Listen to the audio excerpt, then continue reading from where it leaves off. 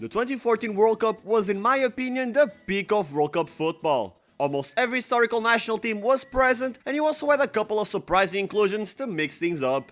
At the same time, the Golden Boys from the 2000s were at the peak of their powers, while a new generation of players was having their first shot at immortality. Couple all of that with a warm Brazilian culture, and you have a recipe for a wonderful summer tournament that epitomized football culture. In this video, we'll take a trip down memory lane to revisit the iconic moments that shaped the 2014 World Cup. And by the end of this journey, I'm confident you'll find it hard to argue that any subsequent World Cup has reached the same remarkable level, and it's unlikely we'll ever see such a spectacle in the near future. For starters, you had so many crazy matchups in the group stage. Correct me if I'm wrong, but I've never seen such a gigantic amount of big matches in a group stage with 32 teams. Spain and the Netherlands faced off once again, just like in the previous edition's final. Uruguay, Italy and England found themselves in the same group, while Germany and Portugal were set to collide as well.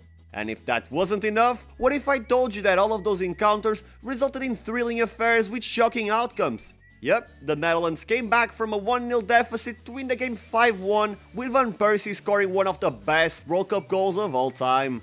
The tournament's group of death concluded with the underdogs Costa Rica emerging as the surprising leaders, while Italy and England left the tournament with their credibility in shambles. And as for the clashes among the three world champions, the most unforgettable moment was Suarez's infamous bite, somehow managing to increase the number of people who hated him as compared to the previous World Cup. While Cristiano's Portugal got thrashed 4-0 by Germany and didn't even make it past the group stage. Yet, even in the weaker groups, the drama that unfolded would put Bollywood movies to shame. For example, the Ivory Coast had their final chance of making it past the group stage with their golden generation, and with only stoppage time left to play, all they had to do was securing the draw and they were through. Guess what happened to the most cursed team in World Cup history? They suffered a penalty kick goal in the 93rd minute, and Greece were the ones that advanced to the round of 16. But I mean, now that we were in the round of 16, the craziness had to stop, right? The underdogs would tumble in front of the bigger teams, and the matches would become more boring, right? Nope, not at all. I don't know if it was the weather or the women, but every national team wanted to put on a show, no matter how much the odds were stacked against them. Chile got their rematch against Brazil after their defeat in 2010, and this time they only lost on penalties. Mexico almost broke their curse of never making it to the quarters. They had a Dutch beat for 88 minutes, but two late goals sealed yet another round of 16 exit for the Mexicans. James Rodriguez put the entire world on notice after scoring this banger and eliminating the surprise team of the previous World Cup.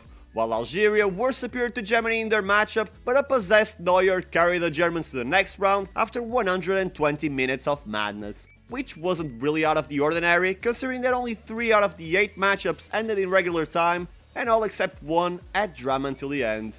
So to recap, up until this point, we'd already seen a Costa Rica team making it to the quarters, several iconic clashes, memorable goals, vampires on the pitch, and the goalkeeping standards being changed overnight. How could this possibly be topped? In terms of match quality, the quarterfinals didn't exactly provide a great spectacle, but they did deliver some lasting memories. Zuniga literally broke Neymar's back to a point where he couldn't even move his legs for a while, and Costa Rica's World Cup dreams ended in the most bizarre way possible. After failing to break through the Caribbean nation, Van Gaal made a bold move to outsmart the Costa Ricans at their own game. He brought on Team Krul in the 9 minutes of extra time, ultimately securing a victory in the penalty shootout. As the quarterfinals drew to a close and most teams were already out, the margin of error became extremely slim.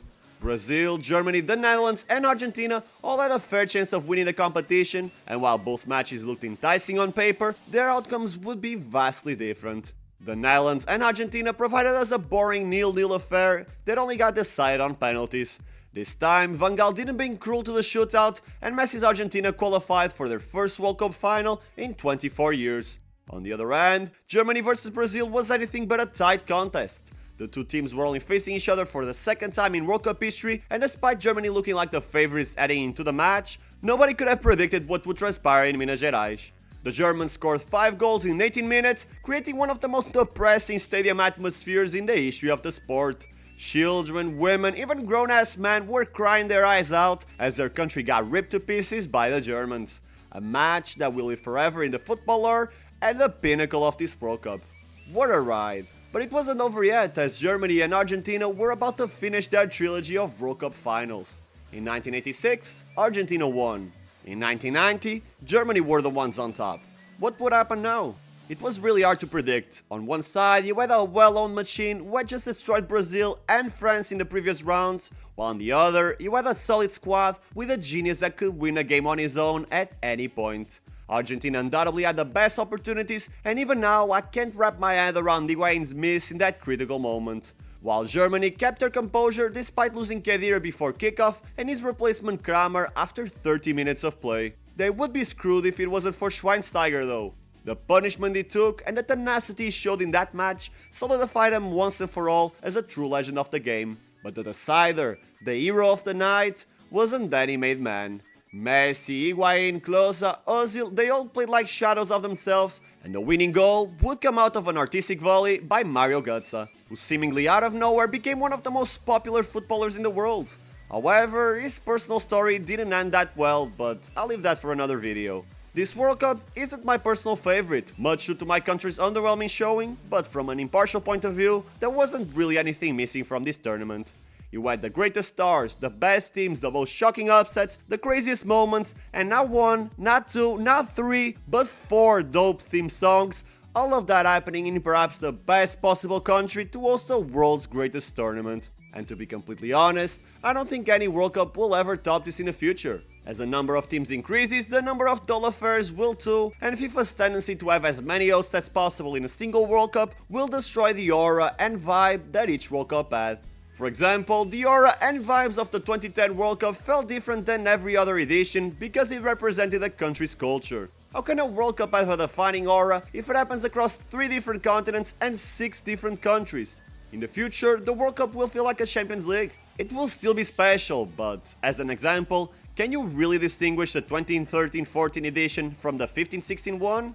I want to see other countries grow, I truly do. And I don't want to watch the same teams win forever, but there are other ways to achieve this goal without ruining something so special for football fans all around the world. And that is it for the video. If you want to watch more World Cup rewinds like this, click here. Don't forget to leave a like so I know you want to watch more content like this, and subscribe to never miss the most interesting football discussions, stories, and top 10 lists. Thank you for watching until the end, I appreciate you, and I will see you soon.